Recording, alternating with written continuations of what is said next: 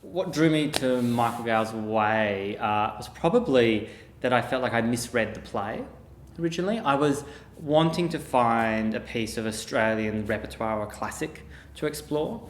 And Away is a title that I thought I knew, but when I went back and reread it, I sort of realised how much I'd misremembered it.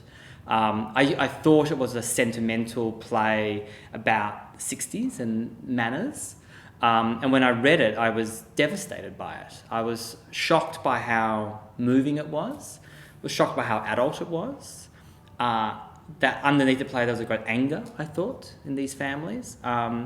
And also I was shocked by how theatrical it was. I for some reason, I had in my head that this was a play set in living rooms and was a sort of, again, a sort of piece that was sort of constricted by domesticity. And I didn't realise Michael had written a Fantasia. And so all those things sort of really spurred my imagination. And then I started to realise how much I think it can speak to us politically and how much it can speak to us about our own relationships today.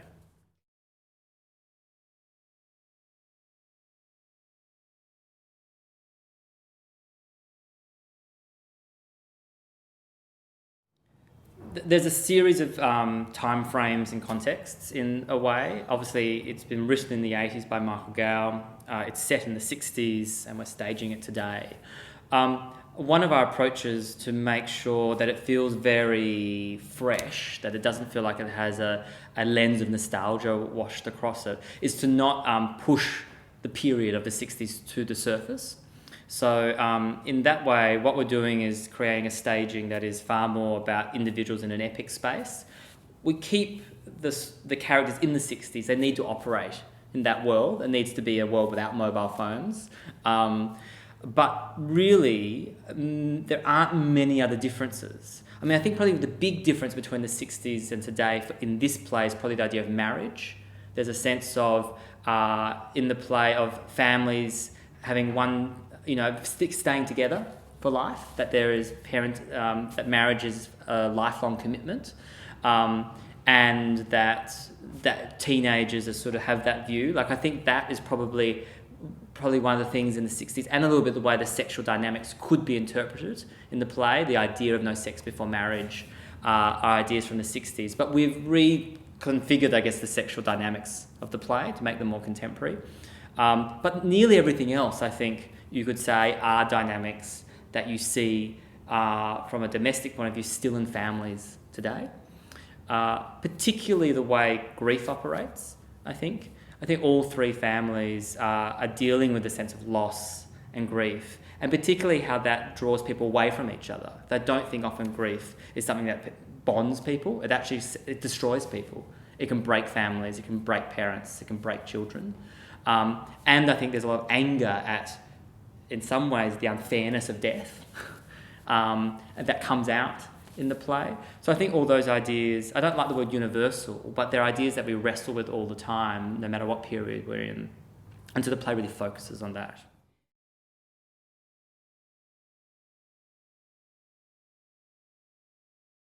I think some of the themes, the political themes in particular, about xenophobia and about class, they certainly do have a very strong grounding in the 60s. I think you see a lot of change in the 60s in that way in society in Australia. But I think the psychology of how that is happening is still very much a part of an Australian psyche. I think we're still a country that wants to be classless but has very clear class divisions. That it talks about being a multicultural nation, or one that is embracive of a contemporary society but still puts up enormous borders and is incredibly judgmental. So I think those qualities had obviously different timbre in the 60s and a different moments of eruption, but I think they're still very, very present today. So I think when you see in parts of the text, you recognise it. I think it's actually about recognising those flaws in Australia, and you see them in a 60s context, but they're upsetting to watch because you go, that's exactly the same thing manifest in different ways today.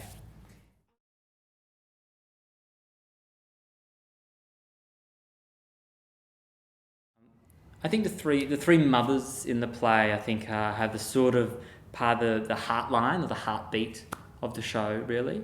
And I think all of them have an extraordinary sense of love, but also at the same time a deep sense of wrestling with grief and being trapped. And I think they're all quite individual. All of them deeply love their children. I think you're seeing one mother in Coral who is unable to reconcile that her child was taken away from her. And it's causing her to reconfigure everything in her life. I think you've got another mother in Gwen who has positioned herself to understand that she has arrived at this place through enormous sacrifice and hardship, and the idea of change is terrifying.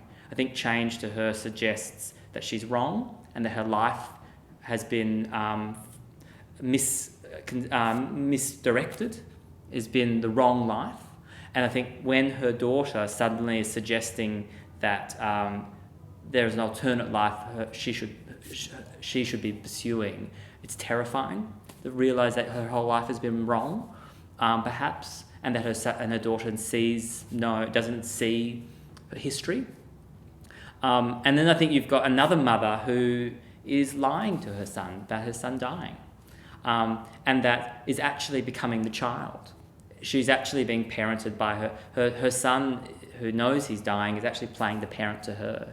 And I think she loves him so deeply, but isn't able to have the honest conversation. She's in an interesting state of pre-grief. She's preparing for her son to die without talking about it.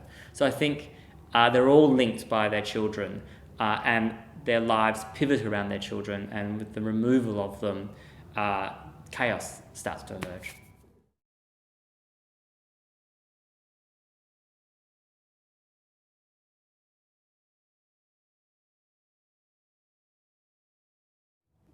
Very early on, we wanted to create a production that shifted between the epic and the intimate. Like, there was a very clear sense of that nature, which comes from a lot of the Shakespearean references, has a great purging effect in the play and a great transformative effect.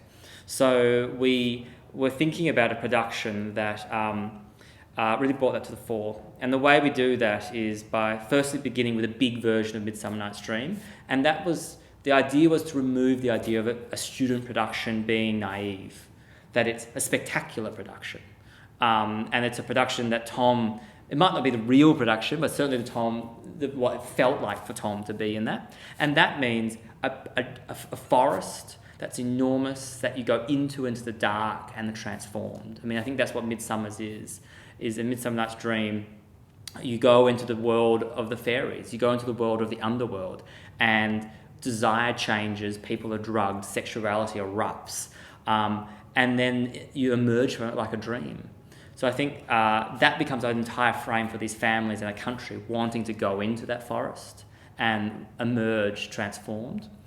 And then, of course, there's Lear, which frames the other half of the play, which is this big epic sense of a storm, from the storm scene in Lear, which brings you closer to madness in Lear. And there's this sense that the closer you get to madness, maybe the closer you get to truth. And that by going through that storm, these families are purged in some way, not radically transformed, but purged to start speaking honestly. That when they arrive at the beach, this incredible landscape strips them naked, and metaphorically, and basically provides a place where they have to start uttering things honestly to each other. And like in psychotherapy, you start slowly to articulate what you haven't been able to articulate. And it's a very slow crawling towards being honest with each other. So I think in many ways we pit the family and then put big epic frameworks around them, and it's those epic moments that humble them.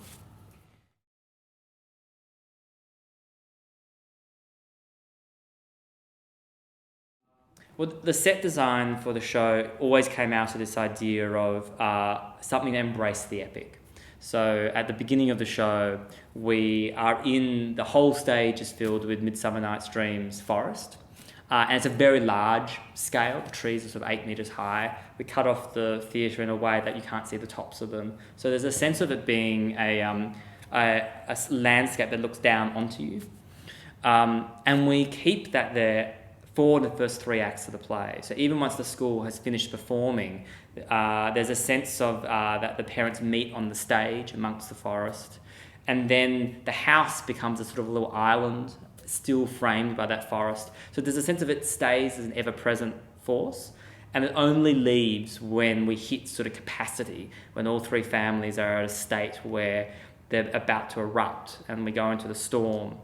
And that's what then literally causes the stage to rip apart. And the trees are uprooted, it pulls the floor up, it opens up a cavity into the stage, and in that cavity we find a beach. And it's an abstract beach. The beach is sort of just a horizon line.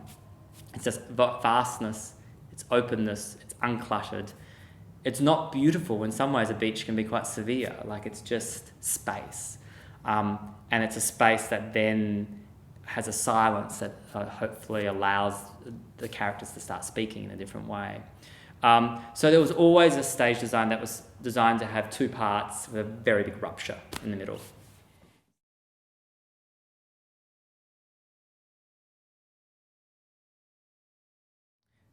There'll be a lot of music and sound design all the way through the production. Some of it is very much drawn from the text. Like obviously it begins with Midsummer's, and there's a Mendelssohn music, symphonic music that we're using there. We're not using all the music that Michael Gow suggests throughout the text, so a lot of the time we're also looking at the references that he uses and interpreting them differently. But we keep with the Mendelssohn. We've created new music for the ballroom, and we've also created a whole new music for the storm scene. The storm being in particular a moment that should feel cyclonic, like it picks up everything that's happened in the production prior to that. So almost all the sound from the last hour needs to be sort of caught and swung around the theatre at sort of at a pace to allow it to crack open. But in between these big set pieces of music, the sound is probably then quite minimal. We're finding that the sound design is still in evolution at the moment. We're still discovering it. But because the play itself has such an enormous emotional undercurrent, too much underlining of that emotion musically turns subtext into text, and you suddenly over-egg it. It's a play that can become melodramatic really easily.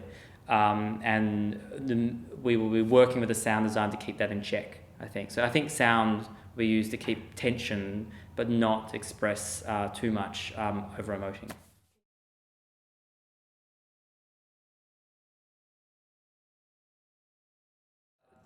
Dance in the production was something that I was very drawn to from the very beginning. I loved the fact that there was a ballroom scene in the play. And immediately once I recognised that, I wanted to turn that into a motif that we really connected with Coral. That this is her. They talk about in the ballroom, in the text talks about, looks like they're pretending a little bit too much, that they're trying very hard.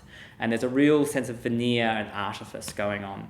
And so that there's this idea that there's a big dance sequence, a rumba, that all the cast perform, that is sort of performed like it's moves that are joyful, but at the same time performed with a deadness inside. It sort of dances with hollow eyes in many ways. And that Coral tries to integrate her way into the dance, but it's constantly sort of spat out of it. But also that the dance starts to become hallucinogenic for her, so that it returns 2 more times in the play. Each time as she's trying to manifest this vision of her son, she sort of is caught up in that dance floor.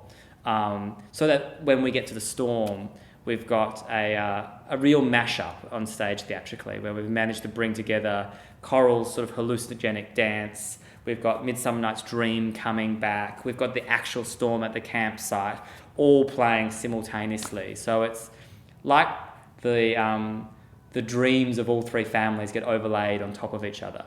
And the dance certainly allows us to help bring one of those dreams into that fabric.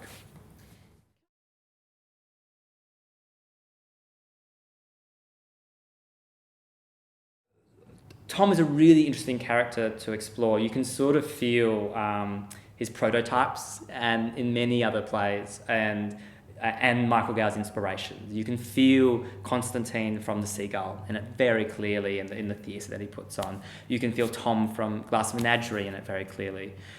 This is another Tom who is a guide and a narrator, without stating it. It's a play, I think, which is felt by him. And in some ways, that can be seen in a literal way in the fact that his life links all the families. He's the common thread between them all. He's obviously within his own family, but he's the connection with Meg that sort of disrupts Meg's family, and it's his connection with Coral that binds Coral and sort of allows her to find a level of sort of transformation. So he influences everyone deeply. And I wanted to create a production that felt like, at times, it could also be a manifestation of Tom's. That the coming together on this beach is almost an uncanny coincidence, and perhaps it's something that Tom imagined. Perhaps this is actually not a real summer, but the summer that Tom imagined before he died.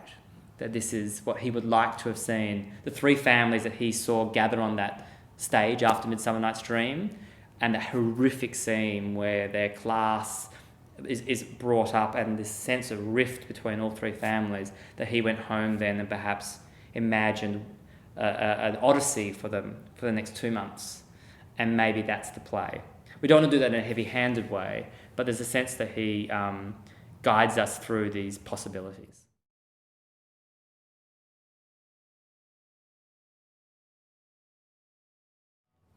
One of the very attractive things in the play is that there are a lot of different theatrical modes, lots of different theatrical styles. And so we have a base style through the show, which is a sort of a deep naturalism for all the scenes, obviously in Act 2 in the house, and essentially the conversations and debates that erupt. But then around that, there are constantly and frequently sort of plays within plays. Just like there is in Midsummer Night's Dream, there's the rude mechanicals come on. So we have at the beginning what we're sort of calling a ballet, which is a sort of gestural dance version of Midsummer Night's Dream. There is literally a sort of Pina Bausch inspired dance number in the middle. There's then a sort of scenography section of a storm scene, which is another sort of montage sequence of movement. And then we have a vaudeville scene at the end with the Mermaid Show. And then there's another section which is sort of like silent film naturalism, where we just see the families come back together in pure silence. So there's a lot of different modes at play, but a lot of them feel like they fall into two camps, that there is the characters in their naturalistic state and honesty, and then there is characters in disguise. There's them when they put on a disguise and be the cast from Midsummer's, be the dancers in the ballroom, put on a mermaid vaudeville. They're disguises which the cast use to talk about something else.